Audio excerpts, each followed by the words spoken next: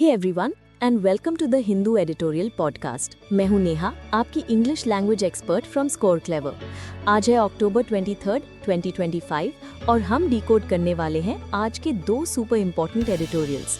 And guys, एक special announcement, इन editorial से निकाले गए सारे इम्पोर्टेंट वोकैबुलरीज की प्रीमियम पीडीएफ आपको हमारे स्कोर क्लेवर टेलीग्राम चैनल पर एब्सोल्युटली फ्री मिलेगी। So what are you waiting for? Joining link description में है, फटाफट ज्वाइन कर लो। So let's start with the first editorial. इसका टाइटल है tapping the shine on the solar industry in India, मतलब भारत के सोलर इंडस्ट्री की चमक का फायदा उठाना।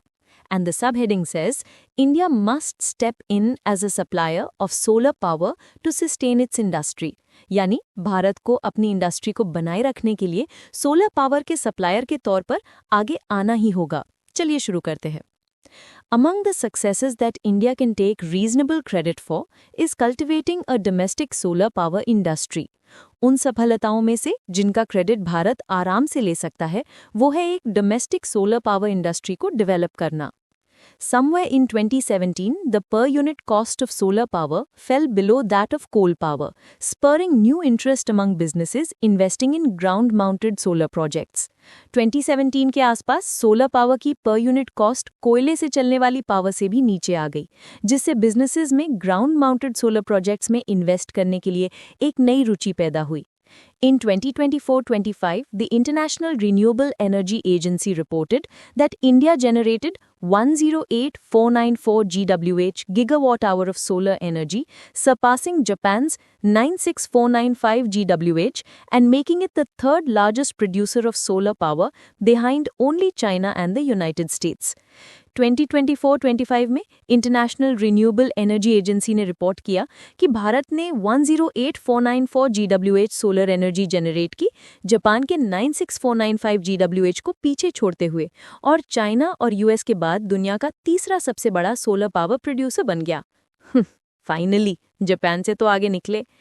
India's capacity to manufacture solar module panels rose from 2 gigawatt in 2014 to 100 GW in 2025, according to the Ministry of Renewable Energy.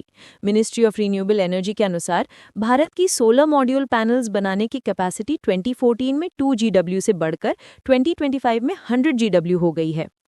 This is significant considering that India's domestically installed solar capacity is about 117 GW as of September. ये बात काफ़ी significant है, ये देखते हुए कि सितंबर तक भारत की domestically installed solar capacity लगभग 117 GW है। However, the actual manufacturing capacity is an optimistic projection, and the effective production capacity currently is about 85 GW. हालांकि ये जो एक्चुअल मैन्युफैक्चरिंग कैपेसिटी बताई जा रही है वो एक ऑप्टिमिस्टिक प्रोजेक्शन है, मतलब सरकार थोड़ा बढ़ा चढ़ा कर बता रही है, और इफेक्टिव प्रोडक्शन कैपेसिटी अभी लगभग 85 GW ही है। टिपिकल गवर्नमेंट डेटा है ना। India has stated that as part of its climate commitments, it will source half of its power requirements in 2030 from non-fossil fuel sources. Bharat ने कहा है कि अपने climate commitments के हिस्से के रूप में वो 2030 में अपनी पावर की आधी ज़रूरतें non-fossil fuel sources यानी गैर जीवाश्म ईंधन स्रोतों से पूरी करेगा। That is about 500 GW, of which 250 GW to 280 GW is expected to come from solar power. ये लगभग 500 GW है, जिसमें से 250 GW से 280 GW solar power से आने की उम्मीद है। This means that India needs to add about 30 GW annually until 2030. इसका मतलब है कि भारत को 2030 तक हर साल लगभग 30 GW ऐड करने की ज़रूरत है। However, India has effectively been able to add only about 17 to 23 GW annually in the recent past. लेकिन भारत हाल के दिनों में हर साल सिर्फ 17 से 23 GW ही ऐड कर पाया है, मतलब टारगेट और रियलिटी में गैप है। While in theory, internal production should be sufficient internally, modules made in India are anywhere from 1.5 to 2 times more expensive than those from China, simply because of its much larger capacity, control of the necessary raw material, and far superior production lines. वैसे तो theory में हमारा internal production हमारे लिए काफ़ी होना चाहिए, पर इंडिया में बने मॉड्यूल्स चाइना से बने मॉड्यूल्स की तुलना में 1.5 से 2 गुना ज़्यादा महंगे हैं। ऐसा इसलिए है क्योंकि चाइना की कैपेसिटी बहुत बड़ी है, ज़रूरी रॉ मटेरियल पर उसका कंट्रोल है और उसकी प्रोडक्शन लाइंस कहीं ज़्यादा बेहतर हैं। Classic China problem. India, in its best performance, managed about 4 GW of export of solar modules to the US in 2024, and that too due to America's temporary restrictions. Bharat ने अपने best performance में 2024 में US को लगभग 4 GW के solar modules export किए, और वो भी इसलिए क्योंकि अमेरिका ने कुछ टेम्पररी रिस्ट्रिक्शंस लगा रखी थी. Compare that with China's annual export of around 236 GW in 2024. इसकी तुलना चाइना के 2024 में लगभग 236 GW के एनुअल एक्सपोर्ट से कीजिए. 4 GW versus 236 GW. No comparison, boss.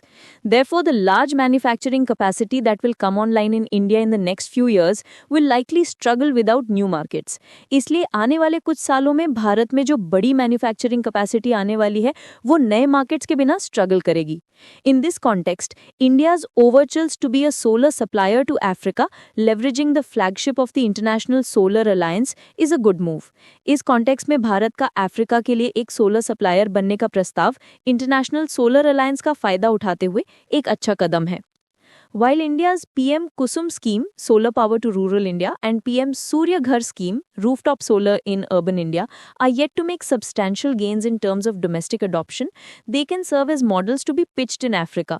हालांकि भारत की PM Kusum scheme और PM Surya Ghar scheme अभी डोमेस्टिक लेवल पर ज़्यादा सफलता नहीं मिली है, लेकिन इन्हें अफ्रीका में पिच करने के लिए मॉडल्स के रूप में इस्तेमाल किया जा सकता है, which, due to the lack of sufficient rural power, is able to tap only 4% of its arable land through irrigation, creating an opportunity for solar-powered India pump sets.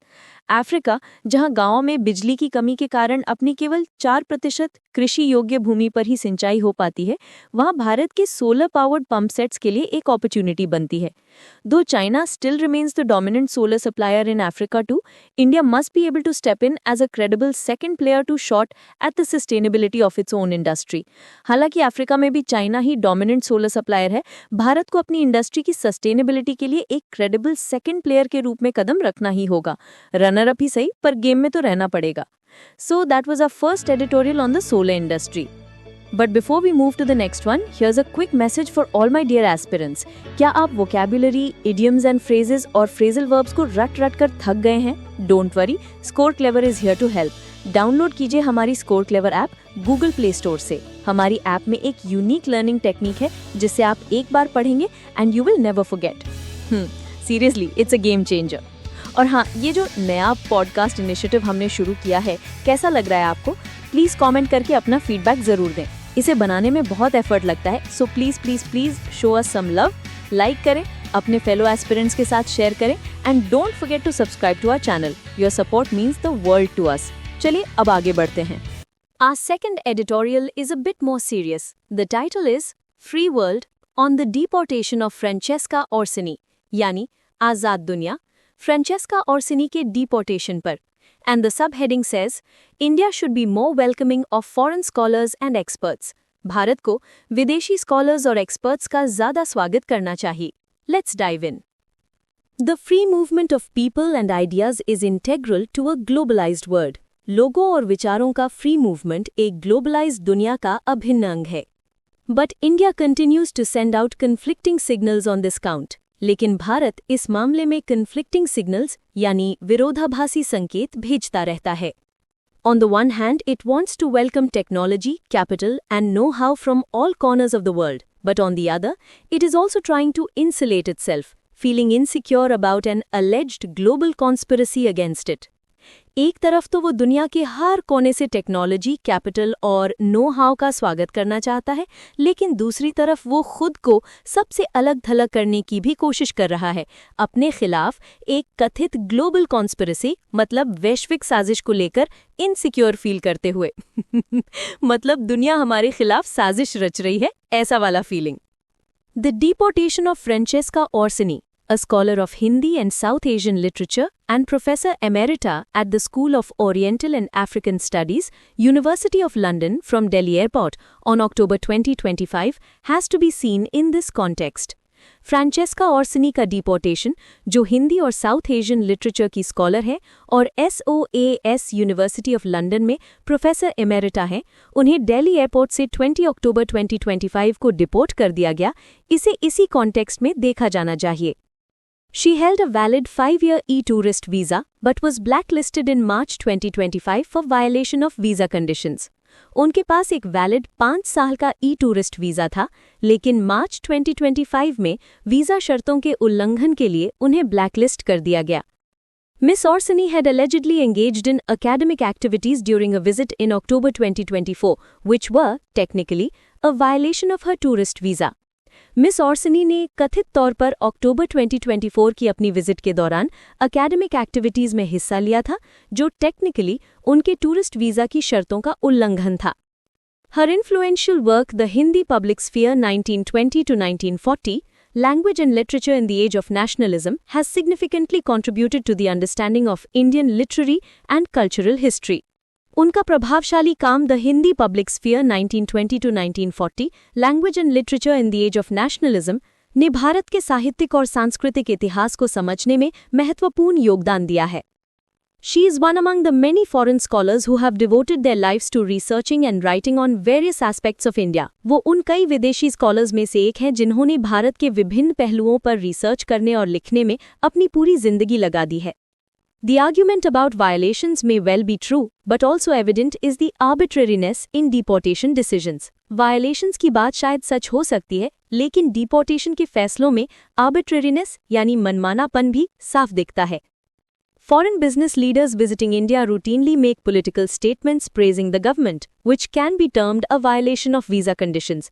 Bharat आने वाले विदेशी बिजनेस लीडर्स अक्सर सरकार की तारीफ में पॉलिटिकल स्टेटमेंट्स देते हैं, जिसे वीजा शर्तों का उल्लंघन कहा जा सकता है, पर उन्हें तो कोई डिपोर्ट नहीं करता। Those who see themselves as guardians of India's national security will have to think hard on the cost and benefits of restricting the entry of international scholars into the country. जो लोग खुद को भारत की national security का रक्षक मानते हैं, उन्हें देश में इंटरनेशनल स्कॉलर्स की एंट्री को रिस्ट्रिक्ट करने के कॉस्ट और बेनिफिट्स पर गंभीरता से सोचना होगा। Many people associated with the ideological ecosystem of the ruling Bharatiya Janata Party believe that there is an international conspiracy to influence the thinking of Indians. सत्ताधारी भारतीय जनता पार्टी के आइडियोलॉजिकल इकोसिस्टम से जुड़े कई लोग मानते हैं कि भारतीयों की सोच को प्रभावित करने के लिए एक इंटरनेशनल कॉन्स्पिरेसी चल रही है। This thought is reflected in policy actions that restrict non-governmental organizations and scholars. ये सोच उन पॉलिसी एक्शंस में दिखती है जो एनजीओज और स्कॉलर्स पर प्रतिबंध लगाती हैं। There are various forces globally at play at any given point, some favoring India and some not. किसी भी समय दुनिया भर में कई तरह की ताकतें काम कर रही होती हैं, कुछ भारत के पक्ष में और कुछ नहीं। While the country must have a strategy to harness the forces that help it and counter those that do not, it cannot do this by fencing itself. जहां देश के पास उन ताकतों का फायदा उठाने की स्ट्रैटेजी होनी चाहिए जो उसकी मदद करती हैं और उनका मुकाबला करने की जो नहीं, वो खुद को एक बाड़ में बंद करके ऐसा नहीं कर सकता। क्लोज्ड माइंडसेट से तो रैंक भी नहीं आती, देश कैसे आगे बढ़ेगा? In Miss Orsini's case, there is nothing beyond the claim that she violated visa conditions. Miss Orsini के मामले में इस दावे के अलावा और कुछ नहीं है कि उन्होंने वीजा शर्तों का उल्लंघन किया। To begin with, visa conditions should be more welcoming of scholars, scientists and experts. सबसे पहली बात तो ये कि वीजा कंडीशंस को स्कॉलर्स, साइंटिस्ट्स और एक्सपर्ट्स के लिए ज़्यादा वेलकमिंग होना चाहिए। It is also relevant in this context that there are several global leaders in many fields who are of Indian origin but are citizens of another country. इस context में ये भी रेलेवेंट है कि कई फील्ड्स में बहुत से ग्लोबल लीडर्स हैं जो भारतीय मूल के हैं लेकिन किसी दूसरे देश के नागरिक हैं। A country that feels threatened by authors, scientists and thinkers will have little chance of realizing its full potential. एक देश जो ऑथर्स, साइंटिस्ट्स और थिंकर से खतरा महसूस करता है, उसकी अपनी पूरी क्षमता तक पहुंचने की संभावना बहुत कम होगी। ओपन सोसाइटीज की अपनी कमजोरियां होती हैं, लेकिन उन्हें एक क्लोज सोसाइटी बनकर ठीक करने की कोशिश सिक्योरिटी को बढ़ाए बिना प्रोग्रेस को रोक देगी। And with that powerful thought we wrap up today's session. But wait, picture अभी बाकी है मेरे दोस्त, अभी तो वोकैब लीग शुरू होगी। Yes, you heard it right. Join कीजिए हमारा editorial vocab league, the IPL for editorial vocabulary, रोज शाम 7 बजे लाइव हमारे स्कोर क्लेवर टेलीग्राम चैनल पर। हम दिन के एडिटोरियल से पूछे गए वोकैबुलरी पर क्विज करते हैं। We have monthly leagues, scores and exciting rewards for the winners. So come on, join the fun, compete with fellow aspirants and become a vocab champion. Joining link is in the description. This is Neha from Score Clever signing off. पढ़ाई करते रहो and I will see you tomorrow with 2 new editorials. Bye bye.